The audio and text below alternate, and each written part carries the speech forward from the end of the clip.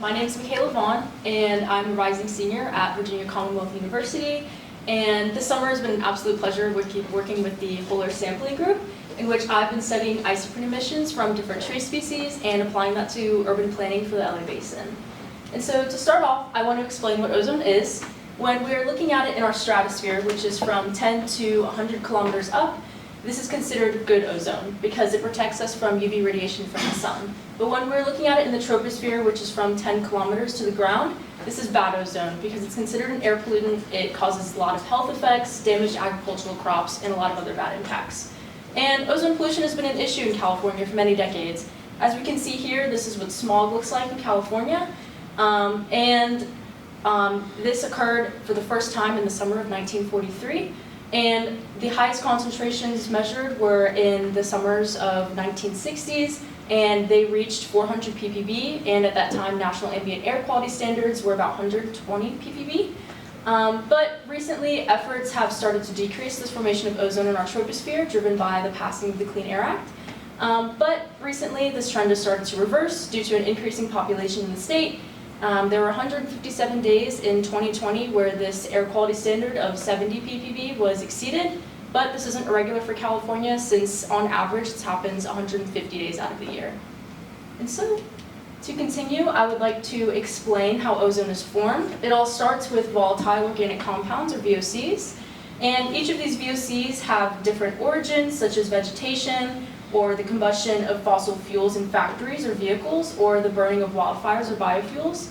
And each of these VOCs have unique lifetimes and reaction rates. For instance, methane has a lifetime of about 10 years in the atmosphere, while isoprene has a lifetime of about 1 hour. And so this piqued my interest in wanting to study isoprene and its origin and how it affects our atmosphere.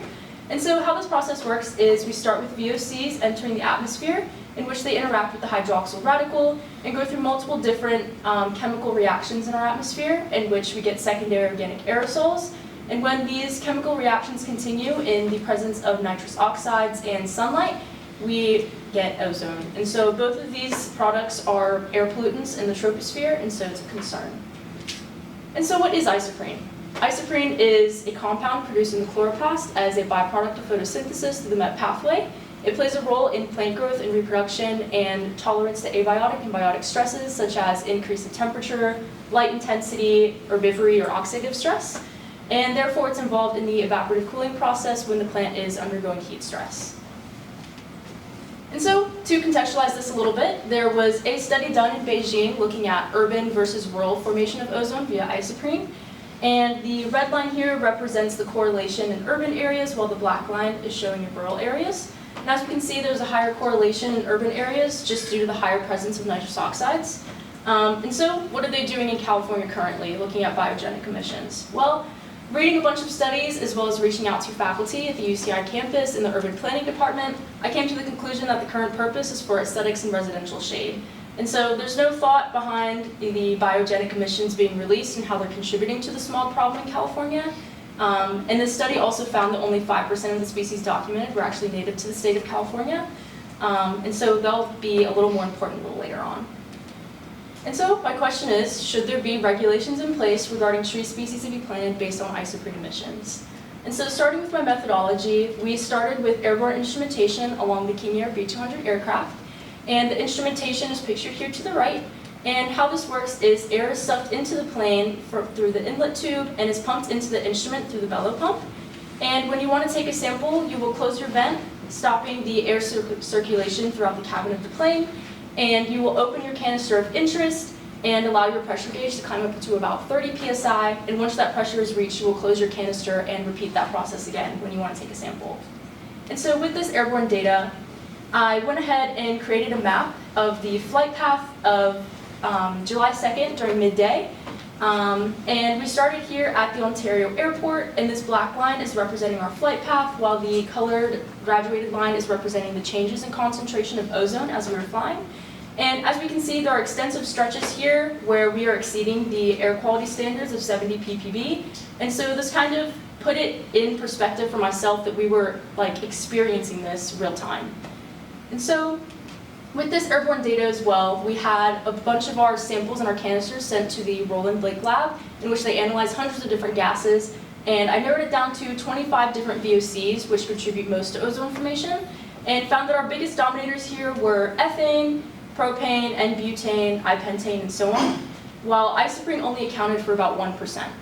And so, as I mentioned earlier, each of these VOCs have unique reaction rates. And so I went ahead and created a bar graph of these different reaction rates. And as you can see, those big dominators from earlier kind of disappeared into this other category. They're not very reactive because they have a longer lifetime.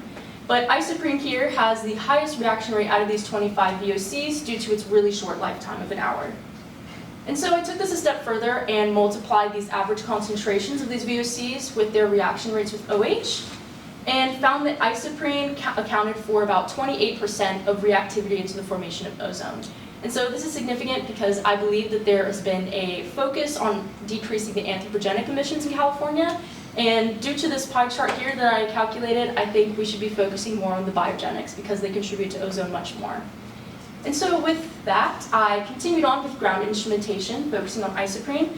I did a bunch of samples of different trees around Southern California in Aldrich Park on the UCI campus, as well as in Joshua Tree National Park, and we used the whole air sampling cans for those as well. And these are all of the trees that I sampled. I went ahead and differentiated them between native and non-native species with green and red stars. And the reason I did this is because non-native species tend to become invasive, essentially meaning that they suffocate the native plants of their resources, nutrients, and space. And out of my selected trees, I found that only 30% of them are actually native to the state of California. And so with these species, I went ahead and utilized the citizen science application iNaturalist and filtered down my data to the state of California as well as research grade observations, which essentially means there have been multiple agreements on what the species was and had to reach at least 2/3 agreement on that that was observed. And so as you can see, the most abundant species going down the state is in this purple color, the California incense cedar, as well as down the coast in the salmon color, which is the Monterey pines, and these are both evergreen species. And I found it interesting that the Joshua trees in this blue color, as well as the blue Palo Verde trees in this black color, were more concentrated towards the south. This is because they are adapted for more drought conditions. And so I took this a step further and ran an analysis in the region of the LA Basin with these species, and found that most abundance were in the western sycamore, palms, and Joshua trees, while least abundance were in the Monterey pine, blue jacaranda, and Canary Island pine trees. And so I took these abundances and I put them on a bar chart. And as we can see, the number one is the western sycamore tree, and I also differentiated these between native and non-native. And the western sycamore is native to California, so that's a good thing. But the runner-up are palms, and so this can be a really bad thing because they could be suffocating a lot of the nutrients that is needed for the native plants. And so to back my citizen science data, I found the study that was doing a tree inventory of the state of California from the years of 2012 to 2022, and they found that in the cities of Los Angeles, Long Beach, and Riverside, that the most abundant plant family were the palms. And they also differentiated regions of California in which they found on the Southern California coast, the most abundant foliage type were the evergreens, which is comparable to what I was finding with my iNaturalist data with the Monterey pine and the California incense cedar. And then in the Southwest desert, they found that the palms were most abundant. And so this is very comparable to what I was finding with iNaturalist. And so with that, my ground samples, I utilized this to differentiate between the isoprene emissions coming out of these different species. And I found that the highest emitters of isoprene were the northern red oaks, palms, and desert ironwoods, while the lowest emitters were the Joshua trees, blue Palo Verde trees, and the Morton fig trees. And so, why does this matter? Well, based on my calculations, I found that the VOC that contributes most to ozone formation is isoprene, and therefore I believe the isoprene emissions should be considered in which plants we are planting in Southern California due to their high contribution to the formation of ozone in comparison to the anthropogenic emissions coming in California. And I also believe there could be incentives offered similar to the efforts of the California Air Resources Board with electric vehicles. I know federally they are offering up to $7,500 depending on your financial status if you trade in your gas-powered vehicle for an electric vehicle. And so we could do something very similar to this with construction companies or landscaping companies when they're considering which trees to plant. And so, my proposed tree species to plant. First is the blue Palo Verde tree, due to being a low isoprene emitter as well as native to the state of California. It is also highly adaptive to drought conditions, and so I believe it would thrive in a climate like California. Additionally, the Joshua tree is also one of the lowest emitters of isoprene. It is also native to the state of California, and currently its IUCN status, or endangerment level, is of least concern, but there have been studies looking at how its distribution has been changing due to climate change, and they have estimated that by the end of the century, about 90% of the species will be wiped out, and so I think it's crucial to plant more of these. And now the palms are one of the not best species to plant due to being non-native to California, as well as one of the highest isoprene emitters. It is adapted for areas that are more tropical and have an access to a supplemental water source, and that's not very compatible with the climate of California. Additionally, the northern red oak is not the best tree species to plant because it's a very high isoprene emitter. It is not native to California, and it is one of the most susceptible oak species to plant fungi, and therefore allowing this species to spread or plant more of these could possibly lead to an infestation event. And so with that, for further investigation, I would like to expand the study to a larger scale of sampling for better statistical analysis of these different species.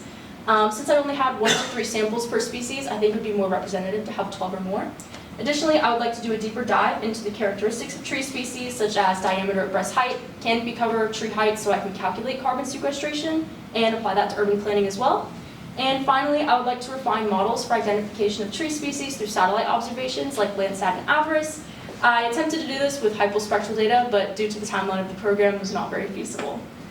And so with that, I would like to thank Dr. Don Blake.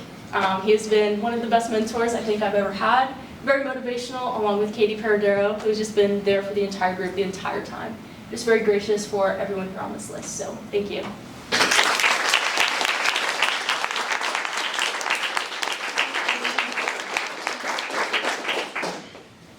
Any questions? Yes, Dan. Excellent talk. Thank you. Quick question about linking to some things we heard about yesterday. How might you expect the condition of the tree to impact all this? Things like change over the course of the year, things like age of the tree, water stress, all that. Yeah, so water stress and heat stress, any form of stress really increases the isoprene emissions. So with variability of seasons, it's definitely higher in summer, and we'll hear about that a little bit later. But I believe, like we talked about yesterday with global warming, the concern with that as well, and I think the isoprene emissions would also increase. Yeah. And so would those impacts be equal for all the species, or would some species be more impacted than others? I believe that other species would be different than others based on the readings that I did. There are also studies looking at wounding of plants and how that affects isoprene emissions, and they found that it varied between species. Sometimes it would increase the isoprene emissions, and sometimes it would decrease it. And I found that really interesting. So it varies a lot. Cool. Yeah. Yeah. So piggybacking off Dan's question and your response, is that what makes those non-native species like more isoprene production, or is it just the species in general? I didn't really see a trend between isoprene emissions and if it was native or not. I do believe the highest concern with the non-native species is just kind of overrunning the native species. They tend to be more vine-like foliage, and so they take over the species area and nutrients and just suffocate the plant. But I would like to look into that further. Yeah. With climate change, do you think with California, it might move to a climate that is more producible for the non-native species rather than native at some point? And yeah, I do believe that this could be possible. I was also looking at different foliage types like ivies and grasses, and a few of those were non-native to California, and they are extensive. Like when you look at certain species on iNaturalist, like I was mentioning earlier, you can see its distribution on the map, and it was just covered in California. So I think it's definitely a concern. Yes. Really informative talk. Thank you.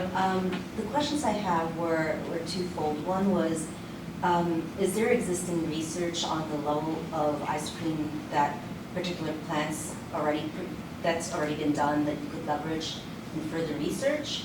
And my other question is, would you then, in terms of existing plants that are producing high levels of isoprene, would you recommend, or would you have to do further research on the impact of, say, remediating and replacing those plants if they are high producers of isoprene?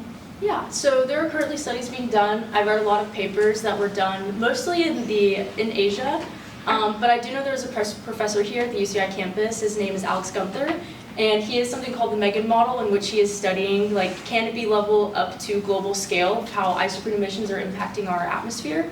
Got to hear a guest lecture talk from him, which was incredible. But besides that, yeah, there's a lot of studies being done. I do think that it should be further investigated, looking at which trees we're planting based on their isoprene emissions.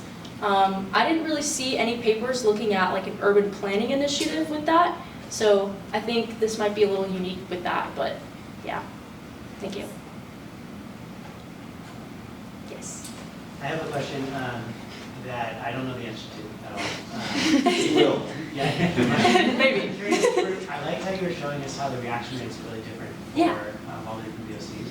And I'm curious, if we're flying a plane and we're measuring really highly reactive ones like isoprene, Mm-hmm. is it, I really like how you corrected that you showed it. I'm wondering, are we also potentially undersampling the more reactive VOCs because Yeah. you were saying how quickly they can, yeah. Yeah, so when I was wanting to calculate reactivity into the formation of ozone, I actually brought this up with Don and was mentioning that due to its really short lifetime, wouldn't we see less isoprene? He's like, oh, you're very smart. But I think it's pretty representative of the data. Don said that it was okay, and I believe that as well. So, but that's a very, very good point. That So, was a great talk. thank you. Any more questions? All right, good.